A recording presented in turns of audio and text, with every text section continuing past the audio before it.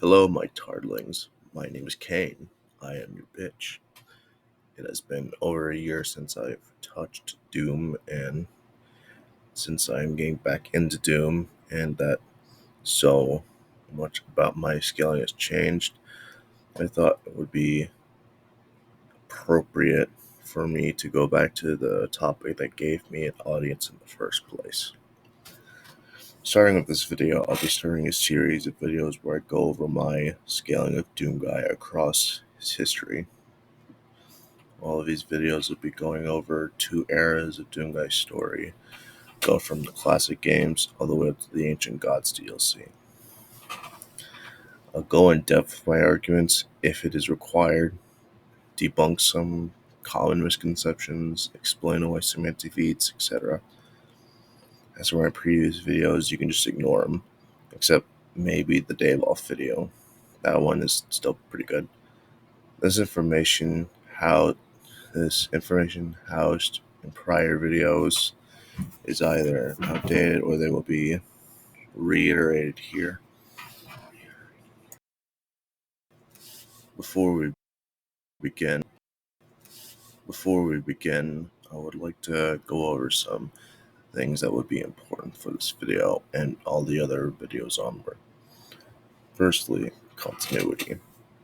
These videos, of course, will be going over the main Doom games, but also the various expansions to them, like TNT Evolution and the Plutonia experiments.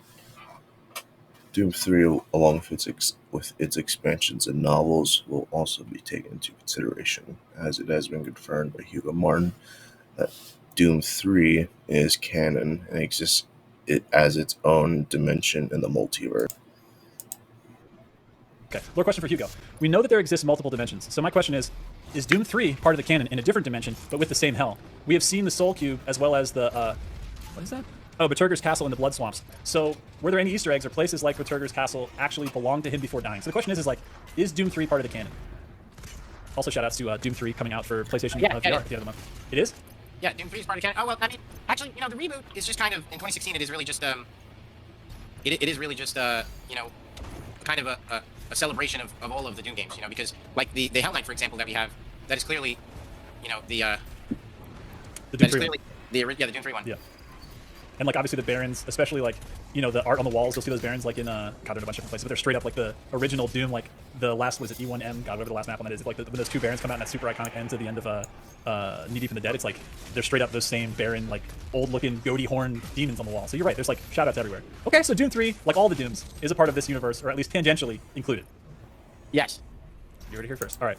This is grounded in the games themselves, with things like the Soul Cube sitting on Doomguy's desk, the Doomslayer's desk in Doom Eternal, along with Hell Knights in the newer games, looking exactly similar to their Doom 3 counterparts. This is possible due to the fact that the demons invade from Hell, which is a realm that exists outside of and is external to the multiverse and its dimensions and timelines. The Doom 3 novels go along with the game pretty well, far better than the novels written by David Abhue. It can also be confirmed that the other major series made by id Software are connected to the Doom, those being Wolfenstein, Quake, and Commander Keen. It has been confirmed that William, Commander Keen, and Doomguy are all related, with Commander Keen being either Doomguy's dad or grandfather, and William from Wolfenstein being Keen's dad. This is backed up in the Doom RPG games, which can also be determined to be canon as they can explain events in the mainline games and also fit relatively nice into the lore. As for Quake, there are two officially published crossover games where Quake and Doom collide, Doom 3 Arena and Quake 3 Arena and Quake Champions. In them, characters, including various protagonists in the Quake series and Doomguy himself, are taken across space-time to fight an extra-dimensional arena. On top of this, there are many clues that connect the two series, such as slipgates being used by the Sentinels, slipgates being signature technology from Quake, and Doomguy Doomguy himself wielding the BFG 9000, making an appearance in Quake on the Sega Saturn. Kind of hard to argue against that, especially since id Software has a history of connecting their games together. Moving on, when it comes to Doom and verses adjacent to it, the word dimension is typically used to refer to universes instead of spatial dimensions. The things that make a square 2D and a cube 3D. This is also confirmed to be the case by Hugo Martin in an interview, mainly when it comes to the context of the multiverse. Simplify it. Hell is the one constant, and there aren't multiple versions of hell. Yeah. But then there's like all of these other dimensions that connect to hell. Hell is the first world. I guess that by dimensions you mean universes, like a multiverse. Yeah, people have asked. So, whenever the word dimension is used, assume that I am referring to universes. There is an exception to this rule, however, which will appear later on in these videos. This also wouldn't apply to extra-dimensional or higher-dimensional sort of statements, which have their own set definitions that would actually involve special dimensions that the adverse follows when it comes to cosmological structures. Extra-dimensional has been used to describe Hell's demons twice before, but as in reference to their ability to travel across universes. Lastly, in order to assure these videos make sense, I would like to explain the ability of Doomguy. Doomguys that will better help explain the nutty scaling I want to bring up. Through fighting and killing others, the strength of Doomguy increases. Not only his strength, but speed and durability too. This is an ability he had ever since he was Doomguy, and most people seem to think that this is solely a new game thing, but there's actually evidence for this as far back as Quake 3 Evolution. Due to spending an eternity in unrelenting battle, Doomguy grows so much in power that it is beyond what the Vadrigar could have ever imagined. We even see this power progression in-game in the form of power meters, whereas max health, armor, attack power, and speed are all increased after beating a tier of gladiators. This amp not only boosts his physical capabilities, but also boosts the damage of his weapons too. And how he is able to fight such crazily powerful entities with seemingly normal guns. So even before the events of Doom 2016, he can empower his weapons, absorbing the UI Thrank's demons only increased how much he can amplify his weapons and gave him the ability to induce it willingly. I felt the need to explain this because scaling Doomguy can get pretty crazy pretty quickly, and you'll be able to notice a clear progression in power across these videos. That is it with explanations. I was gonna go over why you shouldn't use game mechanics and power scaling like some people have with Doom and other games like God of War.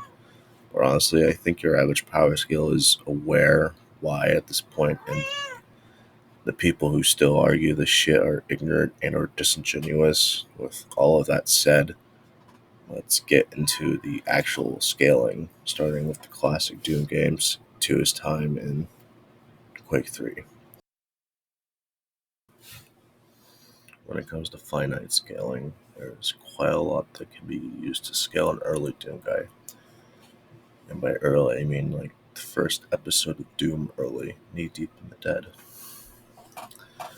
Despite common misconception, Doomguy, even at this point, is clearly superhuman, as he scales above the demons of hell, which have a plethora of feats that can be placed at wall level. However, I'm not going to go over all of them, for reasons I'll explain later. I'll just skip over to the best finite feat for Doomguy at this point. Doomguy is capable of beating enemies like former humans and imps to death. Not only that, but can potentially even one-shot them, reducing them to a chunky paste Saitama style. Hollow Fight zombies are no joke, as 3 of them in Doom Eternal were able to smash a giant hole into this one wall here. This has been calculated to be worth 11 megajoules, but this was done with their combined power. Divide that up, and each of these zombies can output 3.6 megajoules. And these are just zombies of regular civilians, let alone these former humans, which are heavily trained space marines, meaning they would be even stronger. So already, Doomguy is reaching far above anything possible for a normal human, but this can be extrapolated even further. In his Gara video, a lad named Christian Kemper estimated that a one-shot difference, as in the power need to one-shot someone like this, would be a 10 times difference in power. So, Doomguy would be 10 times stronger than this 3.6 megajoule value. Slapping those two together would make Doomguy 36 megajoules in power, or small building level. Even ignoring this, the power to reduce a person to gore like this has been calculated to be worth at least 272 kilojoules, which is also wall level. As for why I won't go over anything else is because that the rest of the scaling is feats casually done by the demons of hell, which are trash fodder to Doomguy. You would really have to have your head up your ass to say those. Even this feat I just presented are the peak of his power. If you are really curious in seeing those feats, then check out my profile, because now I'll be getting into the actual good stuff, which starts at the end of the second episode, his fight with the Cyber Demon. After killing hundreds upon hundreds of demons, including heavy hitters like Barons of Hell, Doomguy battles the Cyber Demon for the first time and kills it, coming out victorious. Doomguy would go on to kill dozens upon dozens of Cyber Demons across this period as well. Cyber Demons can take multiple hits from the Soul Cube before dying, as seen in Doom 3. In the novel Doom 3 Maelstrom, the Soul Cube is described as a ward against evils that are transcended to time and space. This requires a bit of an explanation. Firstly, this is said as an impressive thing by a human being, a 3D entity, so this statement most likely entails higher dimensionality in regards to the Soul Cube's power, so at least 4D.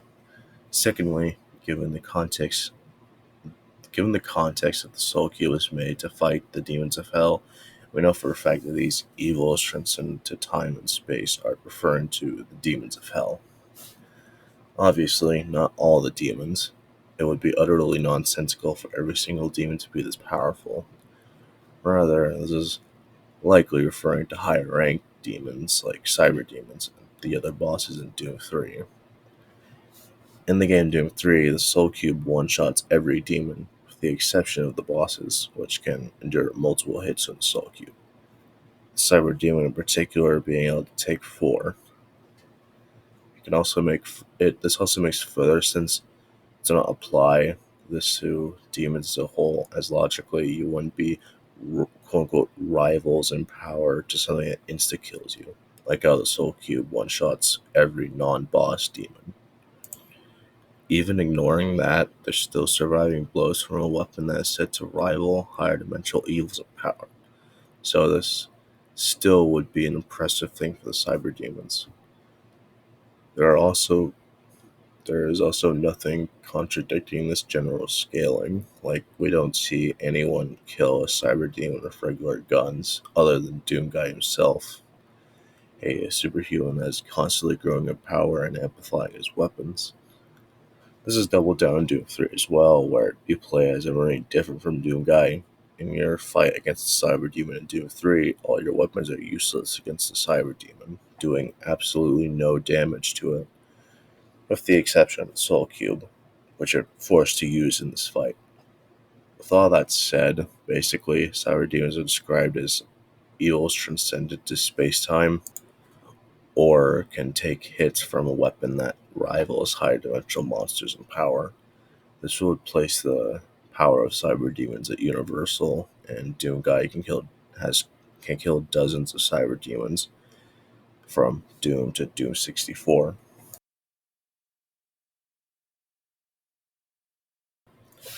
Moving on, after killing the Cyberdemon and even more hordes upon hordes of Hellspawn, Doomguy would go on to fight and kill the Spider Mastermind at the end of Doom's third episode.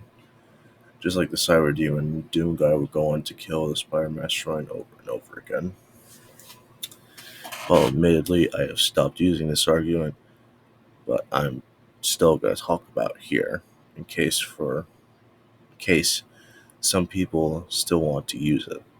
Now, the Spider Mastermind is implied to be the one behind the formation of these things called anomalies. In the official Doom Survivor Strategies and Secrets Guide, which would make sense because the Spider Mastermind was the one who masterminded, if that's even a word, the invasion of the Mars bases in the first place. Earlier on in the aforementioned guide, these anomalies are described as ruptures in the fabric of time-space, essentially meaning that the Spider Mastermind can rupture space-time continuums. The Mastermind, being this powerful, is backed up in the Doom 2 episode Gotcha, where it can fight the Cyberdemon. While the Cyberdemon wins in most fights, the Spider Mastermind could still potentially kill the Cyberdemon, and in general holds her own against it. The problem with the scaling over is that we don't know how big these rifts in space-time are, or if they affected the entire space-time continuum. Maybe someone out there can argue in favor of that, but I'm just going to play safe and not include on my profile. In the Japanese Doom 2 manual, Doomguy is said to have become Earth's mightiest warrior of all time. I said before, Doomguy and William from Wolfenstein are related to Doomguy, which would mean they exist in the same universe. Meaning this statement would also encompass these two, making him even more powerful than them. While at first glance, one might assume that these two might not give any impressive scaling to Doomguy, which is mostly true, but they actually have some scaling that would support a universal Doomguy. In the 2009 Wolfenstein game, William was able to tank Deathhead's Doomsday weapon exploding on him, which was a machine that was controlling the power of the Black Sun Dimension. Black Sun Dimension is described as its own plane of reality, so he is already tanking the explosion, an explosion that has the full power of a universe behind it. But it gets even more impressive. The Black Sun Dimension is described as an extra-dimensional space, making it a structure that is at least fourth-dimensional. As is backed up in the Wolfenstein comics, where creatures from this dimension are described as beyond the frontiers of human knowledge and imagining. Structures from this place are also said to be made of shapes that make no sense to humans, like how 4D shapes realistically would. So essentially, William J. Blazkowicz was able to tank an explosion that had the power of an entire extra-dimensional universe behind it. There is actually another feat to support William being this powerful, as in Wolfenstein RPG. At the end of the game, you actually fight a Cyberdemon before it had the robotic parts. Of course, William will go on to defeat it, just like with Doom 3. All his weapons are useless and don't deal any damage, and he had to use the Spear of Destiny. Granted, the Spear does have supernatural properties to it, most relevant one being that it could negate the invulnerability of demons due to being a holy weapon, but it is still functionally a spear, so William defeating the Cyberdemon would still be a feat of strength. While it is possible for these feats to be allies to William, they would not be allies to Doomguy, as he is consistently this powerful, and I still have more to go over. Now on to Commander Keen and Doom, starting with the argument that will likely stir up the most shit. In the level Grosse, there is a secret room that contains 4 living Commander Keens, all hanging from the ceiling. Doomguy can kill them if he so chooses, kill them so easily that he can kill them in a singular punch, reducing them to a pile of gold on the floor. Before I get into the actual scaling, allow me to respond to a common rebuttal against this particular feat, that being, it is an Easter egg. As it is an Easter egg, it shouldn't be taken seriously in scaling like the John Romero head. I disagree with this notion, because unlike the John Romero head, this actually works into the verse pretty well. As said already, it is confirmed that Commander Keen and Doomguy are related, but there's even more to this. Back to Wolfenstein RPG, the Cyberdemon and that William defeats swears vengeance against him by going after his descendants. And once you know it, this room housing the Commander Keens was guarded by a Cyberdemon years after the events of Wolfenstein. So canonically, this Easter egg has genuine grounding to it, unlike the Romero head or any other Easter egg. As for why there are 4 Keens, and all of them are from when he was a child, Hell, the place where the Cyberdemons originate, is a realm that exists beyond time and space. Through the use of portals and whatnot, they can travel into the multiverse and its timelines. So this could be explained with the Cyberdemon traveling across lines to gather up different versions of Commander Keen.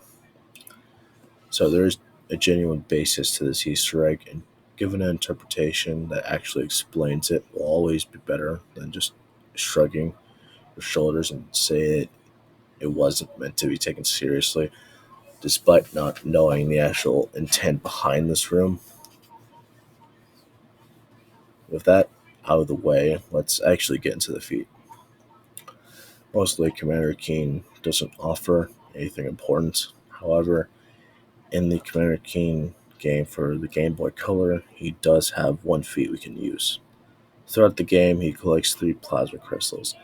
These plasma crystals are the power source of this weapon called the Omega Medic Warp Drive, a machine that would have destroyed the universe and reduced its subspace to shambles.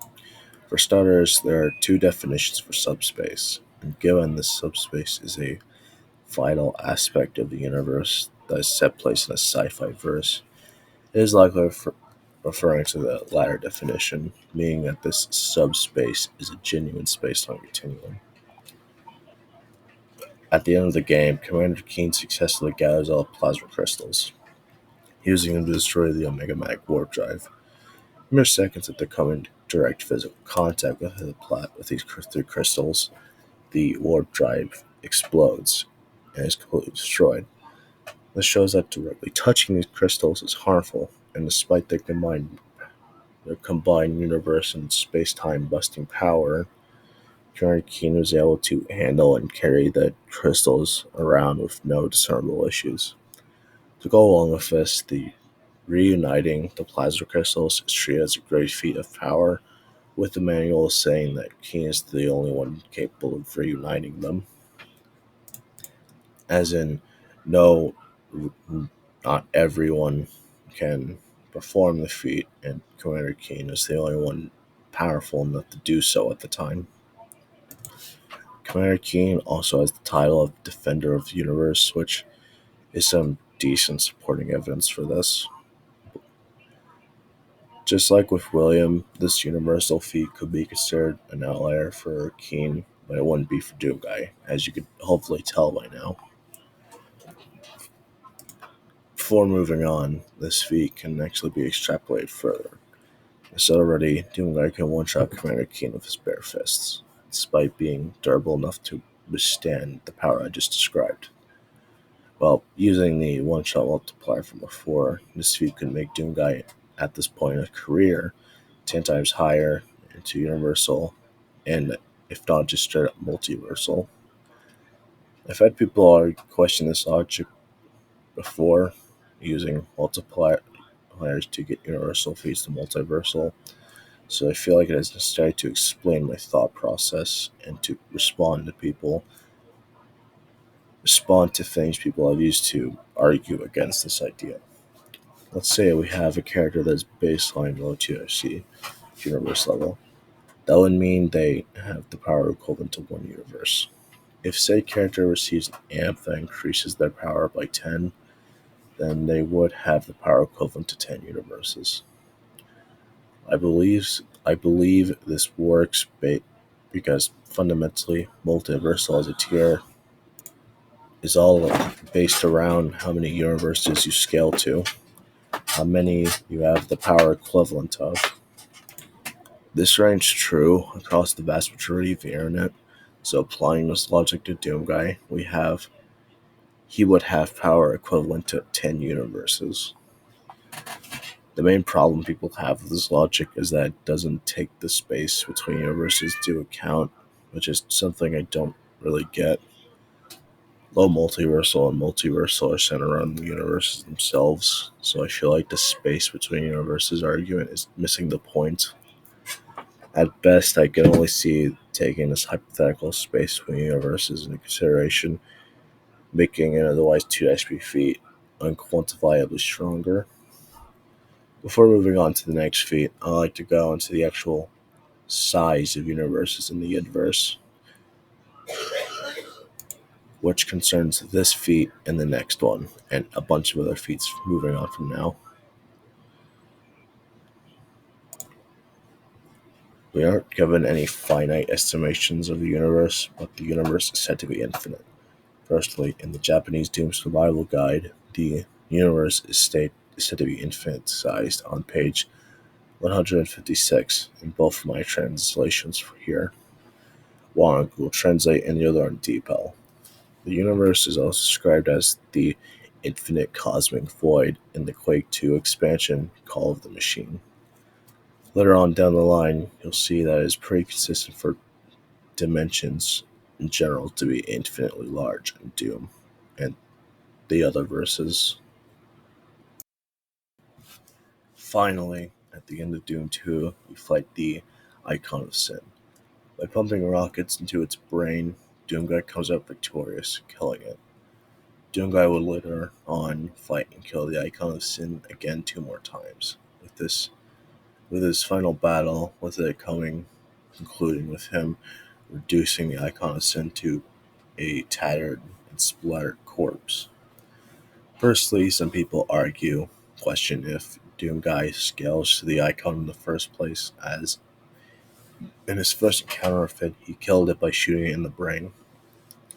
Ignoring what I just said, with Doomguy ending up dealing more damage to the Icon of Sin later fights, I don't think this is much of an issue either, as he would scale above all these other universal characters with 40 strength, and there isn't anything saying that his insides are somehow unfathomably weaker than his exterior, that regular rockets can damage him, which aren't even normal rockets anyway. Since, as said earlier, Doomguy empowers weapons, so all in all, he would scale to the Icon of Sin at this time. So how strong is this motherfucker? Well, in Doom Eternal, it is revealed that the Icon of Sin is so powerful that its mere presence in the universe was breaking it and its space-time continuum down, and could have formed a black hole that will swallow and destroy the entire universe before dragging it down to hell. I've seen many people try to debunk this, usually by saying it is but the Icon's presence doing this, and that it is an overtime thing. Here's my response to those. For one, while it is true that the Icon's presence was doing this, it is never stated or detailed that this reality-bending effect is a hack's power, separate from his strength. It is just so powerful that by merely existing in a universe, he damages it and can lead to its eventual destruction. This sort of thing is actually pretty common in fiction, where a character is just so powerful that they can cause devastating shit in extremely casual ways.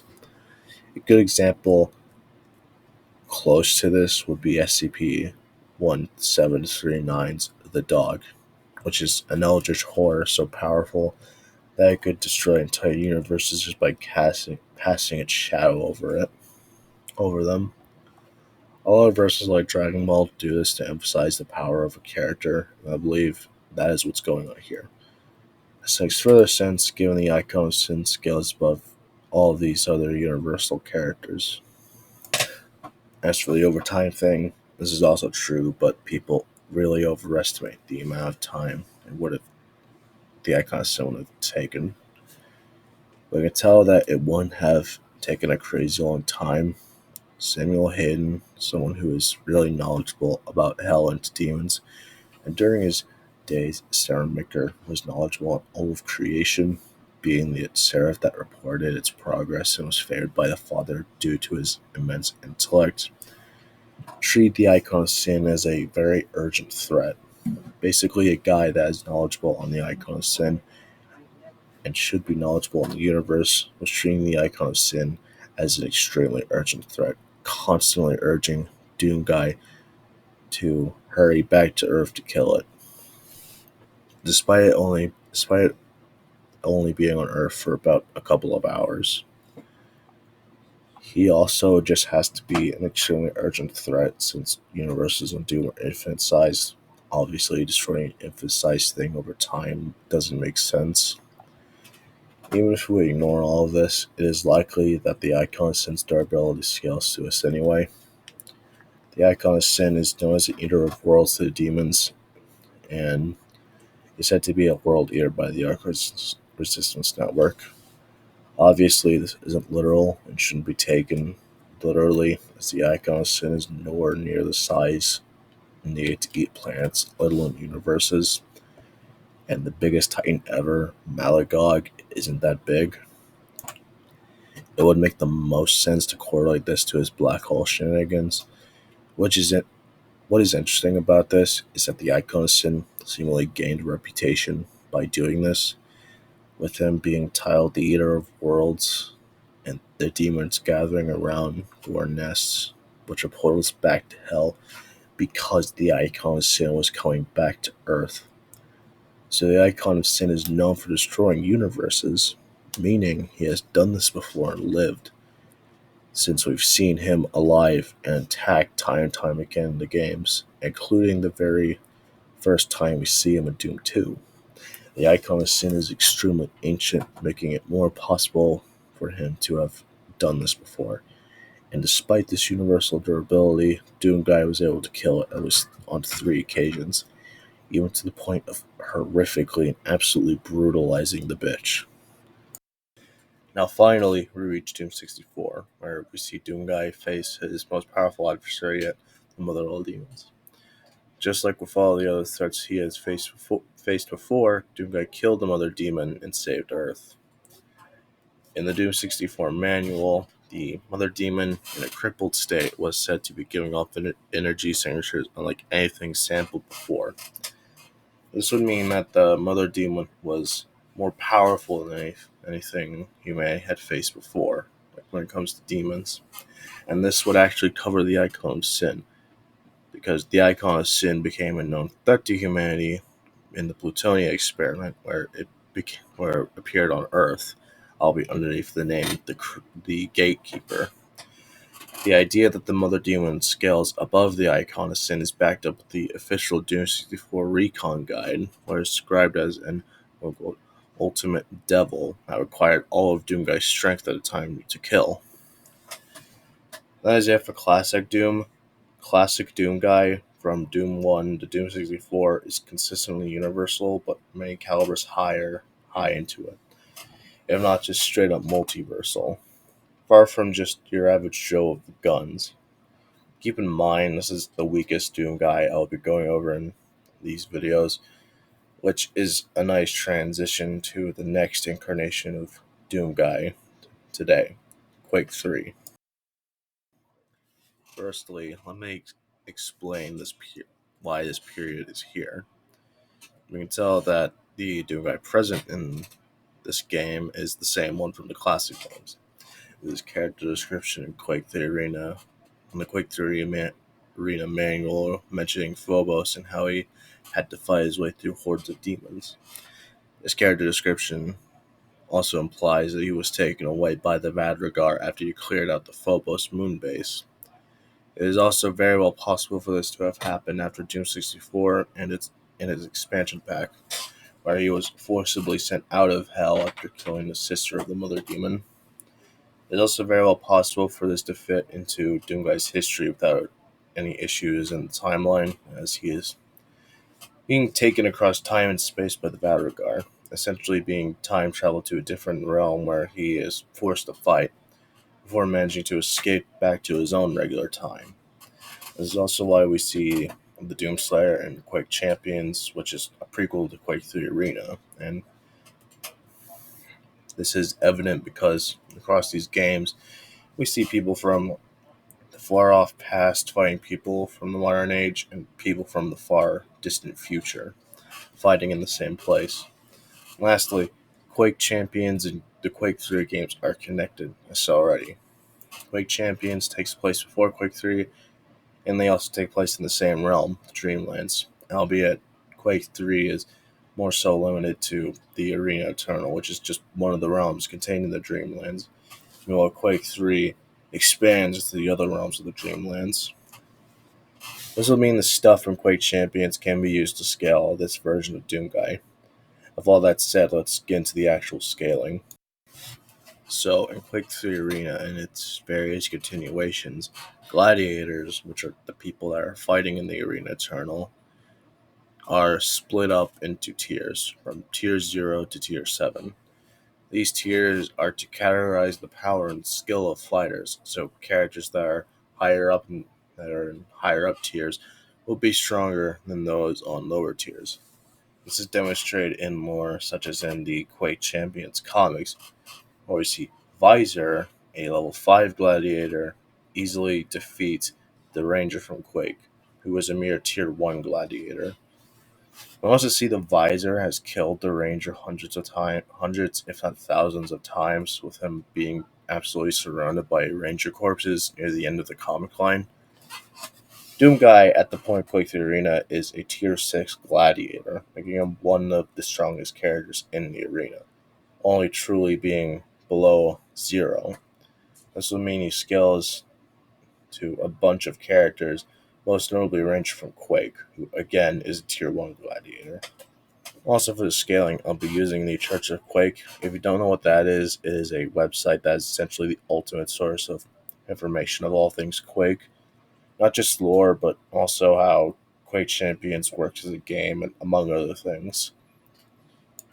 It has all of the lore scrolls and whatnot from the actual game. It also takes stuff said by the game developers themselves into account and whatnot. Anyway, the Ranger in his own series of games has a pretty good variety of Tier 2 feats, such as in the original Quake game, he was able to absorb and channel the collective power of all the runes, including the Rune of Black Magic. The Rune of Black Magic is a power source that Valkyra used to defeat the Lurching King while he was wielding the Crystal Crown, which is an artifact that controls the realm of black magic.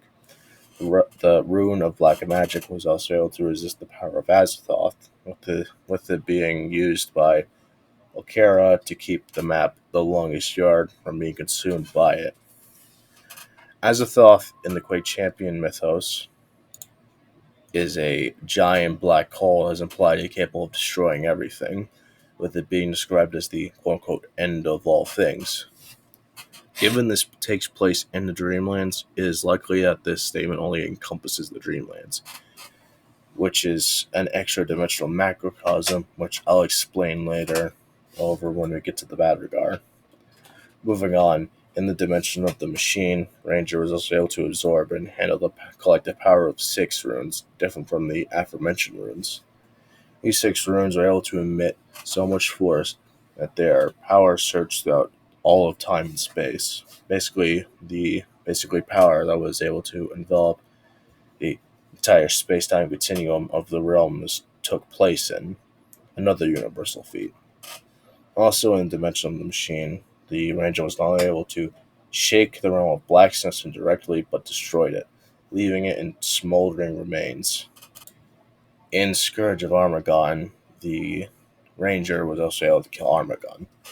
Armagon is said to be the master of his own realm, which this fight took place in, and he was able to destroy it indirectly by simply dying. The Ranger was able to kill a character that is powerful enough to destroy universes in probably the most casual way possible, with it being an indirect result of his death, not an actual attempt to cause damage to the dimension they're in. Armagon's dimension is described as trans-dimensional in the lore entry called the Spoils of Armagon in Quake Champions. Normally, I am hesitant to use trans-dimensional statements to prove something is higher dimensional, as it is normally used to describe characters who can travel between universes. This is the very word used to describe the dimensions, the demons of hell, whose whole thing is about dimensional travel. But in this specific case, the word is used to describe the existence of a plane. This whole universe traveling thing wouldn't apply here. Transdimensional meaning relating to a dimension other than those of the normal three-dimensional world. So Armagon's realm would be a 4D space. If that isn't enough, then this realm could be argued to be infinite size, with it containing a massive ass void in the level, the edge of oblivion. While the realm is never explicitly said to be part of the Dreamlands, it is most likely, given Shub-Niggurath, her armies, and all the stuff they do, originate from the Dreamlands. I will explain just how consistent it is for realms in the Dreamlands to be infinite sized and higher dimensional. That isn't it, however, as the Ranger in Disillusion of Eternity would go on to kill the dragon, which takes place after Scourge of Armagon, who would be the dragon is said to be the deadliest monstrosity ever unleashed. This would mean that its scale is stronger than Armagon, which really hammers in how strong the Ranger is. Ranger isn't the only guy that is worth being mentioned here. Doomguy will also drastically scale with Bitterman from Quake 2, who is a Tier 2 Gladiator. In the Quake 2 expansion, Call of the Machine, Bitterman was able to kill the masters of the machine. It is clearly implied that they created the structure known as the machine, as they are not only said to be the masters of it, but the level of the fight takes place and is called the Temple of the Creator. The machine is a singularity that is capable of collapsing the very fabric of reality, another clear universal feat. These are the only two ones that are pretty much the only ones that are worth mentioning, so I'm just going to move on over to the last of the scaling of this era, the Vadrigar themselves, the Arena Master. To make better sense of the scaling, I have to first explain the premise of the game. In Quake 3 Revolution, you can play as one of 5 gladiators who decide to fight for their personal freedom. Those gladiators being Sarge, Anarchy, Damie, Klusk, and of course, Doomguy. You fight through the Arena Eternal, going through the tiers in order to reach the Arena Master, the Vadrigar that held you captive for all this time. All of these 5 gladiators are equally able to do this, but I'll be focusing on Doomguy because the story clearly progresses beyond this point. In Quake 3 Revolution, Doomguy not only fights and defeats the Arena Master twice, but due to spending an eternity in endless battle, Doomguy's power became greater than the Vadrigar could have ever imagined. So he was able to, his power was able to grow, became so great to the point that it grew beyond their comprehension. This also shows that this version of Doomguy is much, much, much, much stronger than his incarnation in the classic games. So, just how powerful is the Arena Master? For starters, the Arena Master is the being that created the Arena Eternal. It can actively alter its architecture. The Arena Eternal is described as an extra-dimensional structure twice, once in the Quake 3 Arena manual and in the manual for Quake 3 Evolution. It is also described as an entire universe by the gladiators themselves, multiple of them. The gladiators, again, being the ones that are constantly fighting in it. For the context of these scans, these are actual lines said in the in-game chat by the characters, the bots. But I'm just sourcing these from a website that indexes them. The Arena Eternal being an entire universe makes sense, as we repeatedly see it contains starry skies, and in one instance, even houses entire nebulas. And lastly, it is also said to contain a void of endless depth, so it's infinite sized as well. This is just barely covering the. This is barely covering the sheer power of the Vadrigar. The Vadrigar are actually a race of gods that control the entirety of the Dreamlands, which is that extra-dimensional macrocosm I mentioned earlier. It is described as an extra-dimensional realm and is said to contain bottomless pits along with an endless amount of monsters in the official description for Quake's Horde mode. The Dreamlands consist of multiple realms. I've already gone over two of them, the Arena Eternal and Armageddon's realm, but the others are the realms you travel in the original Quake, the Dimension of the Doomed, the Realm of Black Magic, the Netherworld, and the Elder World. Each of these dimensions have evidence pointing towards them being infinite-sized or higher dimensional.